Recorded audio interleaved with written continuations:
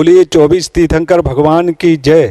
बोलिए परम पूज्य आचार्य भगवान 108 विशुद्ध सागर जी महामुनि राज की जय। बोलिए परम पूज्य 108 श्रवण मुनि श्री सुप्रभ सागर जी महाराज की जय। बोलिए 108 श्रवण मुनि श्री प्रणत सागर जी महाराज की जय। पीतरागे अरिहंत देव के पावन चरणों में वंदन, द्वादशांग सुत श्री जनवाणी जग कल्याणी कारचन। द्रव्य भाव संयम मैं मुनिवर श्री गुरु को मैं करूं नमन, देव शास्त्र गुरु के चरणों का बारंबार करूं पूजन। ऐसी भावना लेते हुए हम चलते हैं पूज्य मुनिश्री के चरणों में आज के सम्यक समाधान की ओर। परम पूज्य मुनिश्री 108 श्रवण श्री सुप्रभ सागर जी महाराज जी से हम निवेदन करेंगे कि आज के सम्यक समाधान को कार्यक्रम को गति प्रदान करने की महती कृपा करें। पूज्य गुरुदेव। ओम नमः सिद्धेभ्य। पंच परमेष्टि भगवान की परम पूज्य आचार्य भगवंत गुरुवर विशुद्ध सागर जी मुनि महाराज की, परम पूज्य मुनि श्री सुप्रभ सागर जी महाराज की, जीवन में उदासता, जीवन में असफलता का एकमात्र कारण कि हमारे मन के विकल्पों में नहीं थी समीचीनता, और जब तक विकल्पों में नहीं है समीचीनता तब तक प्राप्त होने वाली नहीं है सफलता। समीचीन विकल्पों के होने पर भी सफलता तभी प्राप्त हो सकती है जब उन समीचीन विकल्पों का हमें प्राप्त होगा सम्यक समाधान। और हम सभी का पुण्योदय है कि हम परम पूज्य मुनि श्री सुप्रभ सागर जी महाराज के मुखारबिंद से प्रतिदिन अपने अनेकानेक समीचीन विकल्पों का सम्यक समाधान प्राप्त कर रहे हैं, जो कि निश्चित ही हमारी सफलता, हमारे जीवन की सफलता की प्रथम सीढ़ी साबित हो रहा है। प्रारंभ करते हैं आज का सम्यक समाधान। और आज का पहला विकल्प सारंगपुर मध्य प्रदेश से डॉक्टर अंकित जैन पुरवाल परम पूज्य मुनिश्री के चरणों में कोटि कोटि नमोस्तु निवेदित करते हुए अपना समीचीन विकल्प रख रहे हैं कि महाराज जी, अघातीय कर्मों का क्षय करने के लिए पुरुषार्थ विशेष की आवश्यकता क्यों नहीं होती। हमारे समीचीन विकल्प का सम्यक समाधान करने की अनुकंपा करें। नमोस्तु महाराज जी, नमोस्तु। ओम नमः सिद्धम। परम पूज्य आचार्य भगवान गुरुवर विशुद्ध सागर जी महाराज की,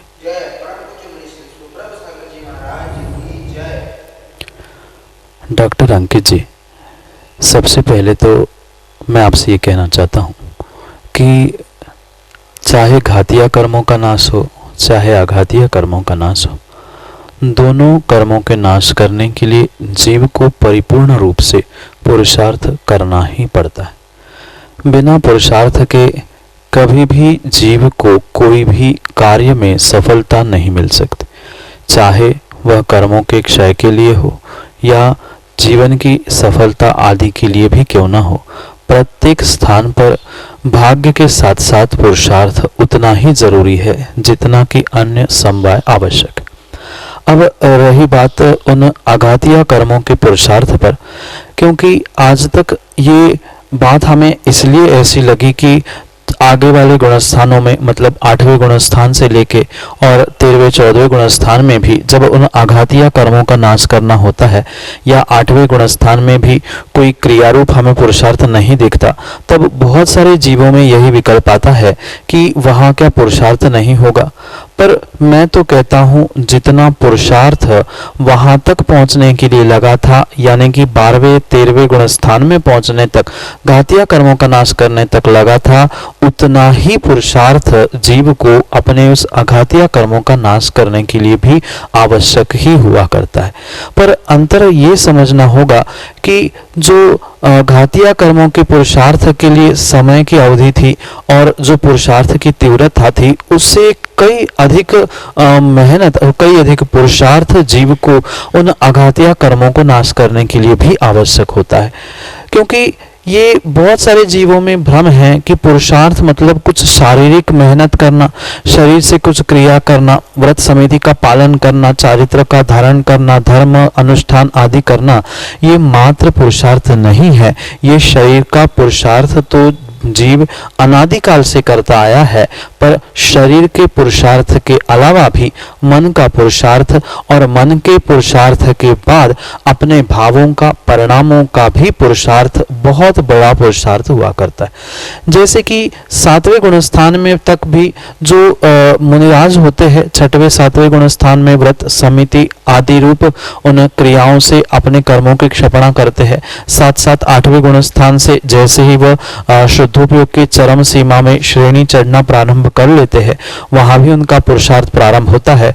पर वहां पिच्ची कमंडल धारण करना, उपवास, व्रत, तपस्या आदि बहिरंग रूप कोई भी क्रिया नहीं होती, अपितु अपने परिणामों में या परिणति में जो अंतरंग में उनकी विशुद्धि प्राप्त करना, करण परिणाम प्राप्त करना, ये सब कुछ जो भी है, ये भी परिपूर्ण रूप से मात्र पुरुषार्थ ही चल रहा है, अन्य कोई कार्य नहीं। और इसी प्रकार से जो 12वें 13वें और 14वें गुणस्थान में जीव पुरुषार्थ कर रहा है, वह भी पुरुषार्थ ही है। और 12वें गुणस्थान में जैसे ही जीव ने वह शुक्ल ध्यान प्रारंभ करते ही अपने कर्मों की क्षपणा करके, यानी मोहिनी को जीतने से 12वें गुणस्थान में आए थे, पुनः 12वें गुणस्थान में बचे हुए 3 घातीय कर्मों को जीतने के लिए उन्होंने शुक्ल ध्यान प्रारंभ किया। 13वें 14वें गुणस्थान में भी वह जो पुरुषार्थ करते हैं, वह शुक्ल ध्यान रूपी पुरुषार्थ ही कहा जाता है, जिसके निमित्त से ही अघातीय कर्मों का नाश होता है। अन्य कोई भी कार्य इस संसार में ऐसा नहीं है कि जो बिना पुरुषार्थ से हो रहा है। भले ही कोई कह रहा है कि ये भाग्य से, पुण्य से हो रहा है या पिछले कार्य से हो रहा है, पर यह भी हमें समझना होगा कि पिछला भी, आज का जो भाग्य भी बना है, वह भी पिछले पुरुषार्थ से बना है। और वह पुरुषार्थ और भाग्य दोनों एक दूसरे के लिए सहकारी हुआ करते हैं। इसलिए 12वें गुणस्थान से 13वें गुणस्थान में तो वो घातीय कर्मों का नाश करके पहुंच गए, पर 13वें गुणस्थान में जो आयु का काल है, उत्कृष्ट हो, मध्यम हो या जघन्य हो, उतने काल के, जब उस काल का यानी 13वें गुणस्थान का अंत उपांत समय शेष रहता है, तब जीव वहां पर, यानी वह अयोग संयोग केवली जीव, केवली भगवान वहां पर तीसरा शुक्ल ध्यान प्रारंभ करते हैं, जिसके द्वारा वे क्रम क्रम से अपने उन आघातीय कर्मों का नाश करने का पुरुषार्थ करते हैं। ये किंचित भी नहीं कहा जाएगा कि शरीर का पुरुषार्थ ही पुरुषार्थ होता है। वहां भावों का, परिणामों का, परिणामों की विशुद्धि का जो पुरुषार्थ चल रहा है, अपने उस शुक्ल ध्यान के द्वारा उनका शुक्ल ध्यान करना भी, अपने आप को एकाग्र करना, ये भी पुरुषार्थ ही कहा जाता है। और ये ही वास्तव में भीतर का पुरुषार्थ प्रबलता से प्राप्त करने की आवश्यकता होती है। और वहां पर वही अंतरंग पुरुषार्थ, विशुद्धि प्राप्त करना, शुक्ल ध्यान को प्रारंभ करना, यही पुरुषार्थ जीव उस 13वें 14वें गुणस्थान में अघातीय कर्मों का नाश करने के लिए करता है। और तभी जीव को मुक्ति और मोक्ष की प्राप्ति होती है। बिना पुरुषार्थ के ना घातीय ना अघातीय कर्मों का नाश होता है। दोनों कर्मों का नाश करने के लिए परिपूर्ण रूप से जीव को पुरुषार्थ करना पड़ता है। वह पहले गुणस्थान से 4थे में पहुंचने का भिन्न पुरुषार्थ है, 4थे से 6वें में पहुंचने का भिन्न पुरुषार्थ है, 7वें से 8वें, 10वें से 12वें आदि आदि प्रत्येक गुणस्थान में आगे आगे बढ़ने का पुरुषार्थ भिन्न भिन्न होता है। पर बिना पुरुषार्थ के जीव गुणस्थान चढ़ता ही नहीं है और गुणस्थानातीत सिद्ध भी नहीं बनता। यही आपके लिए सम्यक समाधान। बाल ब्रह्मचारी श्रीपाल भैया जी, सीहोर मध्य प्रदेश से परम पूज्य मुनिश्री के चरणों में त्रिकाल त्रिभक्ति पूर्वक कोटि कोटि नमोस्तु निवेदित करते हुए अपना समीचीन विकल्प रख रहे हैं कि महाराज जी, मंदिर जी के फर्श में टाइल्स का उपयोग किया जा सकता है क्या? क्योंकि किसी ने बताया था कि टाइल्स में हड्डी का चूर्ण मिला रहता है। हमारे समीचीन विकल्प का सम्यक समाधान करने की अनुकंपा करें। नमोस्तु महाराज जी, नमोस्तु। विधि द्रव्य दातृ पात्र विशेषास तद विशेषा। इस सूत्र को देते हुए आचार्य उमा स्वामी भगवान स्पष्ट कहते हैं कि दान स्वरूप जो भी हम जितनी विशेष वस्तु देंगे उतना ही विशेष फल हमें मिलेगा। इस संदर्भ में हमें यह समझना होगा, देवशास्त्र गुरु के निमित्त से चाहे मंदिर हो, आहार दान हो या अन्य कहीं भी जहां हमें देवशास्त्र गुरु का सानिध्य या उनके निमित्त से हम जो कुछ कार्य कर रहे हैं वहां पर परिपूर्ण रूप से हमें जितनी विशेष वस्तु, जितनी विशेष सामग्री का हम प्रयोग करेंगे उतना विशेष फल हमें उसके निमित्त से प्राप्त होगा। अगर आप मंदिर जी के फर्श के लिए भी पूछ रहे हो तो सर्वोत्कृष्ट बात तो यही है कि जितना अच्छा पत्थर या जितनी अच्छी सामग्री हम वहां लगाएंगे उतना विशेष फल हमें वहां उस दान से उस सामग्री को या उस वस्तु को वहां लगाने से प्राप्त हो सकता है। जैसे पद्म पुराण में आचार्य भगवंत रविसेन महाराज ने इस मंदिर के स्वच्छता का भूमि, दर्पण, पत्थर आदि लगाने के विषय में प्रत्येक का अपना अपना विशेष फल बतलाते हुए उसकी विशेषता बतलाई है। कहने का अभिप्राय यहाँ पर है कि टाइल्स जो बनाई जाती है वो परिपूर्ण रूप से मिट्टी, पत्थर आदि के चूर्ण से बनाई जाती है और वह कृत्रिम तरीके से बनाया हुआ वह टाइल्स भले ही चमक रहा है पर मंदिर में लगाया जा रहा है, पर उससे अच्छी बात यही होती कि वास्तव में बहुत सुंदर कोई पत्थर हम जो मूलतः ही पत्थर ही है उसको ही अगर लगाएंगे और जितना अच्छा लगाएंगे उतना अच्छा फल भी हमें उस स्थान के निमित्त से प्राप्त होगा। और रही बात उसमें हड्डी के चूर्ण आदि मिलने की, तो ये मेरे तो सुनने में अभी तक नहीं आया है और जहां तक मैंने पता किया है वहां उन टाइल्स आदि में हड्डी आदि का चूर्ण नहीं होता। हाँ, पुराने जमाने में उस फर्श आदि को या किसी सामग्री को चमकाने के लिए कोई वस्तु नहीं थी, तब हड्डी की पाउडर का आदि प्रयोग किया जाता था। पर वर्तमान में बहुत सारे ऐसे केमिकल्स है जिसके द्वारा उन टाइल्स आदि को बनाया जाता है। कुछ विशेष कंपनी या कुछ विशेष प्रकार के टाइल्स में अगर वह पाउडर आदि लगती होगी तो उसके विषय में हमें वर्तमान में कोई विशेष ज्ञान नहीं है। पर मैं तो स्पष्ट यही कहना चाहता हूँ, उन टाइल्स आदि को लगाने की अपेक्षा से आप कोई अच्छा पत्थर लगा ले। और टाइल्स भी लगाने का एक और ये भी हो सकता है कि माना कि हमने बहुत चमकते हुए टाइल्स लगा ले है और भगवान की वेदी के सामने वह चमकते हुए यानी बिल्कुल साफ दर्पण जैसे टाइल्स लगाए हैं और माना कि भगवान का प्रतिबिंब उन टाइल्स आदि में पड़ रहा है, तो वहां जो दर्शन करने पहुंचेंगे या वहां जिसका भी पैर पड़ेगा नियम से वहां पर भगवान के प्रतिबिंब की, भगवान की विराधना असाधना का दोष अवश्य ही लगेगा। इसलिए जो मिट्टी और मसाला, केमिकल, पत्थर की पाउडर आदि से कृत्रिम तरीके से बनाया हुआ वह टाइल्स लगाने की अपेक्षा से अगर अच्छे प्रकार का हम पत्थर, मार्बल आदि ही लगा लेंगे तो वह विशेष फल भी दायक होगा। उससे भगवान के प्रतिबिंब की, भगवान की अभिनय भी नहीं होगी और क्वचित कदाचित वह अशुद्ध द्रव्य भी उसमें अगर मिला हो तो उससे भी हमारी छुटकारा हो सकता है या उससे भी हम बच सकते हैं।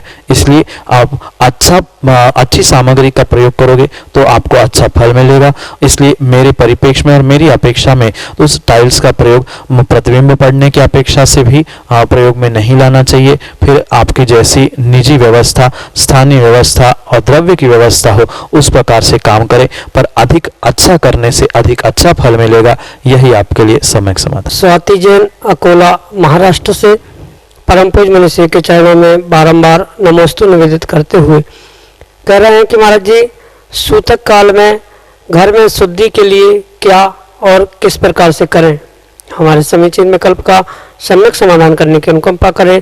नमोस्तु महाराज जी, नमोस्तु। सूतक काल में द्रव्य, क्षेत्र, इन सब की शुद्धि के साथ साथ व्यक्तियों को अपनी भाव शुद्धि भी रखना बहुत आवश्यक है, क्योंकि ये सूतक पातक आदि के दिनों में अक्सर देखा जाता है हर्ष विषाद के कारण व्यक्ति बहुत सारे विपरीत कार्य करते हैं और उसके निमित्त से जो देवशास्त्र गुरु से कुछ समय के लिए दूरी, मर्यादा बनाने की आगम में जो व्यवस्था बनाई है वास्तव में वही सूतक पातक की व्यवस्था है। और उन सूतक आदि के दिनों में अगर घर में हम आपके जिनवाणी आदि विराजमान है तो परिपूर्ण रूप से उस जिनवाणी का स्पर्श नहीं होना चाहिए।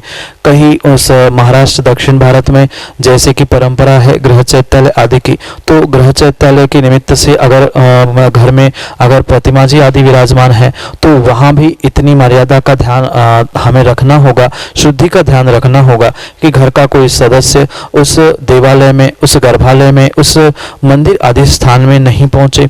अगर उस भगवान प्रतिमा के प्रक्षाल पूजा आदि का विकल्प है तो कोई ऐसा रिश्तेदार जिनको सूतक पातक नहीं है वह उस समय पर आकर वहां पर पूजा पाठ आदि करके चला जाए। और ये भी ध्यान रखा जाए कि उस समय पर जो घर की सामग्री है यानी जिनको सूतक आदि लगी है उनके द्रव्य की सामग्री पूजा आदि में प्रयोग नहीं की जाए। जो बाहर से व्यक्ति आ रहा है वही अपनी स्वयं की द्रव्य लेकर आए।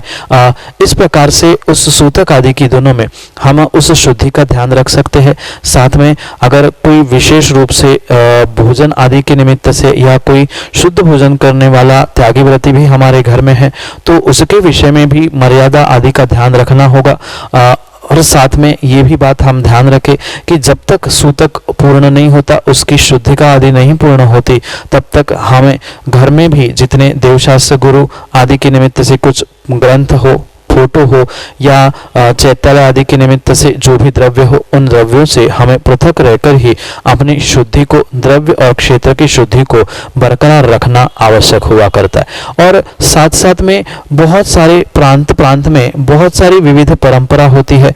जैसे उत्तर भारत की और दक्षिण भारत की बहुत सारी इन सूतक पातक आदि के निमित्त से लेकर बहुत सारी भिन्न भिन्न कल्पना और भिन्न भिन्न परंपरा होती है। तो स्थानीय परंपराओं का भी और स्थानीय समाज आदि का भी ध्यान रखते हुए कितने दिन बाद मंदिर जाना, कितने दिन बाद द्रव्य चढ़ाना, कितने दिन बाद विधान आदि, ये जो कुछ भी व्यवस्था स्थानीय परंपरा के अनुसार होगी उसका भी ध्यान रखते हुए अपने भावों की और द्रव्य क्षेत्र काल इन सबकी शुद्धि रखने की आवश्यकता है। यही आपके लिए सम्यक समाधान। अरविंद कुमार जैन, तुलसी नगर, नागपुर, महाराष्ट्र से परम पूज्य मुनिश्री के चरणों में बारंबार नमोस्तु निवेदित करते हुए अपना समीचीन विकल्प रख रहे हैं कि महाराज जी, मंदिर जी के शिखर पर पीतल का जैन ध्वज लगाने का प्रचलन आगम सम्मत है क्या? यदि है तो किस साइज का लगाना चाहिए? हमारे समीचीन विकल्प का सम्यक समाधान करने की अनुकंपा करें। नमोस्तु महाराज जी, नमोस्तु। मंदिर के शिखर में जो धातु आदि की ध्वजा का उल्लेख प्राप्त होता है ये परिपूर्ण रूप से आगम सम्मत है। इसमें कोई विकल्प करने की आवश्यकता नहीं है। कई पुराण ग्रंथों में इसके विषय में व्याख्यान प्राप्त होता है कि दूर से किसी ने उस मंदिर के ऊपर वाली ध्वजा की घंटियों का आवाज सुना और उसका देखते हुए बोध हुआ कि यहाँ कोई जैन मंदिर है, आदि आदि अनेक दृष्टांत उन पुराण ग्रंथों में प्राप्त होते हैं। इससे ये स्पष्ट होता है कि ये जो मंदिर के शिखर पर, अपने विशेष रूप से जैन मंदिर के शिखर पर जो पीतल आदि की धातु की ध्वजाएं चढ़ाई जाती है वह परिपूर्ण रूप से आगम सम्मत है। क्योंकि ये परम सत्य है, कपड़े की, वस्त्र की ध्वजा कितनी भी लगा ले वह बहुत शीघ्र ही फट जाती है। और उसके निमित्त से जो प्रतिष्ठा आदि ग्रंथ है उसके निमित्त से वहां से उस मंदिर की शिखर की ऊंचाई, मूलनायक आदि आदि उन सभी को समझने के उपरांत ही उस ध्वज के यानी ध्वजदंड का क्या प्रमाण होना चाहिए, ध्वजदंड के साथ ध्वजा का आकार कैसा होना चाहिए, कितनी लंबी चौड़ी, क्या उसका प्रमाण होना चाहिए, इसके विषय में तत्तद उस मंदिर के शिखर, मूलनायक आदि आदि उन स्थिति परिस्थितियों को देखकर ही उसके विषय में परिपूर्ण रूप से प्रमाण का निर्णय किया जा सकता है। पर आपके लिए यही समझने योग्य बात होगी कि आगम में यह धातु की यानी पीतल आदि की ध्वजा चढ़ाने का पहले से ही प्रचलन चल रहा है। मात्र वर्तमान में कुछ कालों का नहीं, पुराण ग्रंथों में भी उसका उल्लेख प्राप्त होता है। पर यह भी ध्यान रखना चाहिए वह परिपूर्ण रूप से योग्य दिशा में, योग्य स्थान में, योग्य प्रमाण में और योग्य तरीके की ही होना आवश्यक है। वर्तमान में बहुत सारे देखा सेखी किसी अन्य संप्रदाय से, किसी अन्य अपने ही भाई बंधुओं के उन ध्वजा आदियों को देखकर ही बहुत सारा नकल करने का काम प्रारंभ हुआ है। पर ऐसा ना करते हुए कोई विशेष उस प्रतिष्ठाचार से मिलके या ग्रंथ आदि को समझकर अपने शिखर, मूल नायक भगवान आदि आदि का प्रमाण समझने के उपरांत ही उसके विषय में वह कितनी ऊंची कितनी लंबी आदि होनी चाहिए यह भी ध्यान हमें रखना होगा। सामान्य रूप से जो अपना मंदिर का शिखर और कलश होता है उससे कम से कम 5 हाथ 3 हाथ या 1 हाथ तो ऊंची उस ध्वज दंड की लंबाई होनी चाहिए। साथ में उसके साथ साथ उसका प्रमाण भी उस शिखर आदि के प्रमाण से मिलता जुलता या उसके साथ नापने योग्य हुआ करता है।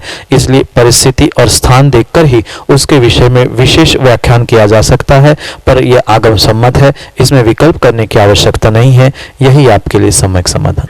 अगले समीचीन विकल्प के लिए हमारे सामने है चतारा टीकमगढ़ मध्य प्रदेश से मोदी पवन कुमार जैन अपने समीचीन विकल्प के साथ। परम पूज्य आचार्य भगवान 108 विशुद्ध सागर जी महामुनि राज की जय।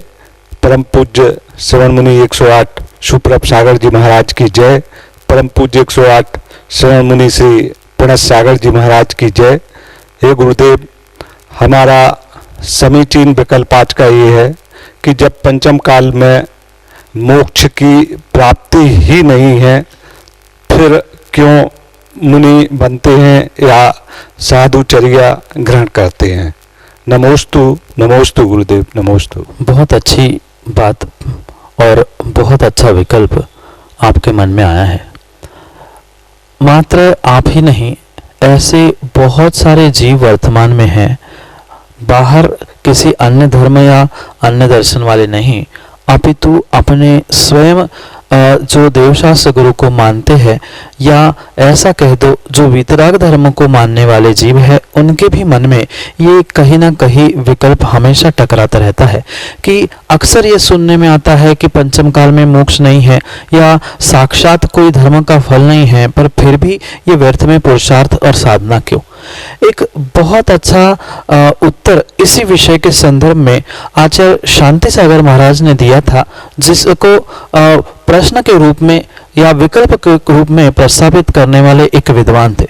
उन्होंने भी उन आचार्य भगवंत के सामने प्रश्न रखा कि आप इतनी घोर साधना कर रहे हो, तपस्या कर रहे हो, निर्ग्रंथ बने घूम रहे हो, परिचय को सहन कर रहे हो, और फिर भी इतना करने के उपरांत भी आप ये क्यों नहीं विचार करते कि पंचम काल में साक्षात मोक्ष नहीं है, फिर साधना क्यों।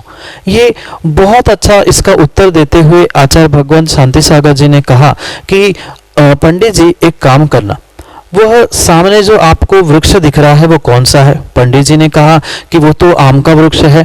तो आचार्य भगवान ने कहा काम करना, आप उस वृक्ष के पास पहुंचना और उस आम के पेड़ से आम तोड़ के ले आना। पंडित जी हंसी करते हुए महाराज से कहने लगे, महाराज जी आप कैसी बात कर रहे हो, क्या इस ठंड के सीजन में कभी आम के पेड़ पर आम लग सकते हैं क्या। महाराज ने को पूछा क्यों, जब आम का पेड़ है तो आम तो लगने चाहिए। पंडित जी ने कहा महाराज जी इस ठंड के मौसम में कभी भी आम के पेड़ पर आम नहीं आते, वो तो गर्मी के समय में आते। महाराज ने कहा फिर एक काम करना, जब गर्मी के समय में आम आते हैं तो तुम एक काम कर लेना कि गर्मी से समय में ही पेड़ लगा लेना, अभी ठंडी के समय में पेड़ क्यों लगा है, अभी काट के उखाड़ कर फेंक दो। पंडित जी पुनः हंस के कहने लगे कि महाराज जी आप तो ज्ञानी है, विद्वान है, समझदार है, आप कैसी बातें कर रहे हो। उन्होंने कहा मैं बात नहीं कर रहा हूं, आपके प्रश्न का उत्तर दे रहा हूं। जब ठंड के सीजन में ठंड के समय में आम नहीं आते हैं, पर फिर भी ठंड के समय में आम का वृक्ष हुआ करता है। उस पेड़ पर आम के वृक्ष पर आम तभी आते हैं जब समय आता है, जब काल लब्धि आती है। बिल्कुल उसी प्रकार से जो मैं ये साधना वर्तमान में कर रहा हूं, मुझे पता है कि मोक्ष चौथे काल में ही होगा, पर चौथे काल में मैं पुनः इस दिगंबर मुद्रा को धारण कर लूं, साधना को प्राप्त कर लूं। इसलिए मैं आज से ही अभ्यास कर रहा हूं। इस पंचम काल में साक्षात मोक्ष भले ही नहीं है, पर फिर भी चौथे काल में मैं पुनः इस साधना को प्राप्त करूं, दिगंबर भेष को धारण कर लूं। इसका जो संस्कार मुझे डालना है, मुझे आज से ही डालना पड़ेगा। जैसे गर्मी में आने वाले आम के लिए वह शेष 8 महीने के लिए उस वृक्ष को संभालना पड़ता है, तब जाके 4 महीने के समय में वह पेड़ आम देता है। बिल्कुल ऐसे ही जैसे वह आम बचपन में यानी छोटा होता है आम का पेड़, तब फल नहीं देता, पर छोटे से वह बड़े होने तक भी संभालना पड़ता है और पुनः समय आने तक यानी गर्मी के समय में ही उस पेड़ को आम आते हैं। बिल्कुल पवन भैया ऐसा ही वह मोक्ष का फल तो साक्षात चौथे काल में ही लगेगा, पर चौथे काल में मैं अनादि के संस्कारों के वशीभूत होकर भ्रष्ट ना हो जाऊं, इस विषय कषायों में पुनः ना भटक जाऊं। इसलिए उस अनादि के संस्कारों को मिटाने के लिए मुझे ये संस्कार और ये सतत सतत अभ्यास करने की आवश्यकता है। इसलिए इस पंचम काल में साक्षात मोक्ष नहीं होने पर भी हम साधना कर रहे हैं। ऐसा जो उत्तर शांति सागर आचार्य भगवान ने दिया था, वही उत्तर संक्षेप में कथानक के साथ आपके सामने रखा। इसलिए ये बहुत अच्छी बात हमें समझनी होगी कि भले ही धर्म का साक्षात फल, साधना का साक्षात फल हमारे सामने नहीं है, पर उसको परोक्ष रूप से प्राप्त होने वाला फल इसी दिगंबर भेष से ही प्राप्त होगा, इसी साधना से ही होगा। और ये साधना, ये भेष धारण करना, ये परिचय आदि सहन करना, इसका अभ्यास अगर मैं आज इस खोटे पंचम काल में अपने आत्मा में नहीं डालूंगा तो चौथे काल में और सुख भोग आदि के विशेष प्राप्ति के समय में मैं सहज ही इन सब साधनाओं को भूल जाऊंगा। इसलिए इस पंचम काल में जितने दिगंबर साधु है वे ये जानते हैं कि साक्षात फल नहीं है मोक्ष का, पर फिर भी आज का अभ्यास आने वाले समय में आत्मा में ऐसे संस्कार डालेगा जिससे वह आने वाले समय में भटकने का कोई भी साधन नहीं बचेगा या भटकने का कोई भी निमित्त नहीं मिल पाए। इसलिए सतत सतत अभ्यास करने के लिए ये पंचम काल में ये साधना और ये दिगंबर भेष, ये दीक्षा आदि ग्रहण की जाती है।